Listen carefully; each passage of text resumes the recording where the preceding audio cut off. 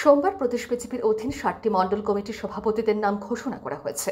এদিন বিজেপির রাজ্য দপ্তরে সাংবাদিক সম্মেলন করে মণ্ডল কমিটির সভাপতিদের নাম ঘোষণা করেন প্রদেশ বিজেপির স্টেট রিটার্নিং অফিসার এস.সি. দেব। নবনির্বাচিত মণ্ডল সভাপতিদের এক প্রতিক্রিয়ায় স্বাগত জানান রাজ্যের প্রাক্তন মুখ্যমন্ত্রী তথা বর্তমান লোকসভা সাংসদ বিপ্লব কুমার দেব। তিনি জানান, মণ্ডল সভাপতিরা নিষ্ঠার সাথে কাজ করুক, উল্টো সিধে কাজের মধ্যে না পা দিয়ে দলের নিয়মনীতি পালন করুক তারা।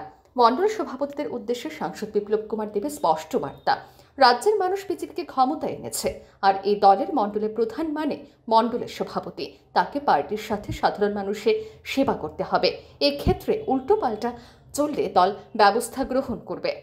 কাজ করবে, নিষ্ঠার সঙ্গে কাজ করো, পার্টির নীতি নির্ধারণ কমিটির যে নিয়ম নীতিগুলি আছে সেগুলো মেনে কাজ করো, আর উল্টো সিধা কাজের মধ্যে না পড়ো। ত্রিপুরার মানুষের কল্যাণ, সংগঠনের কল্যাণের জন্য কাজ করো। আর যদি কাজ সঠিকভাবে না করে সরিয়ে দেওয়া হবে। এই ত্রিপুরাতে ভারতীয় জনতা পার্টির সরকার মানুষ এনেছে, তো মানুষ মণ্ডল প্রেসিডেন্ট মানে ভারতীয় জনতা পার্টির মণ্ডলের হেড, সত্তাসীন পার্টি। তো মণ্ডল প্রেসিডেন্ট দায়িত্ব শুধু পার্টি নয়, আম জনতারও সেবা করা, সরকারি কাজগুলো সঠিকভাবে মানুষের কাছে পৌঁছে যাচ্ছে কি না হলে এগুলোতে সাহায্য করা। মণ্ডল প্রেসিডেন্ট মানে পার্টি বিষয়ে আসা যাওয়া, এটা সিপিএম পার্টি নয়। আমি আপনাদের মাধ্যমে তার জন্য স্পষ্টতার সঙ্গে বলছি, সঠিকভাবে যদি কাজ করে থাকতে পারবে, না করলে সরিয়ে দেওয়া হবে। এই প্রথম দিক থেকে যাতে সবাই কান খাড়া থাকে আর সেগুলো বোঝে। সোমবার মজদুর মনিটরিং সেল অনুমোদিত ভ্রাম্যমাণ কৃত্রিম গো প্রজনন কর্মী অ্যাসোসিয়েশনের উদ্যোগে এক রক্তদান উৎসবের আয়োজন করা হয়।